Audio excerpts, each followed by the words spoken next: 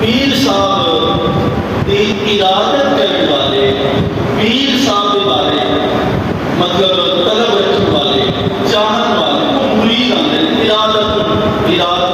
ارادہ یرید مرید، یعنی جڑے پیر نو چاہتے ہیں، اج دے دور کے اندر پیر جڑے نے مریداں نو چاہنے والے ہیں۔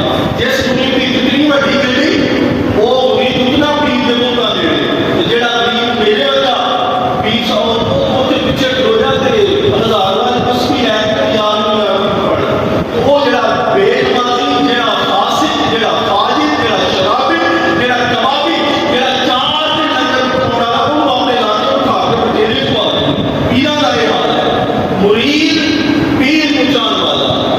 یاد رکھنا 6 لاکھ سمتھی صحابہ پاک ہوئے جنہاں کو 1,24,000 میرے آقا کے سامنے موجود ہیں، باقی میرے اسلام قبول کی طرف چلے گئے۔ انہوں جو جتنے بھی سن سارے کے سارے مرید ہیں، یعنی یہ میرے آقا جان والے ہیں۔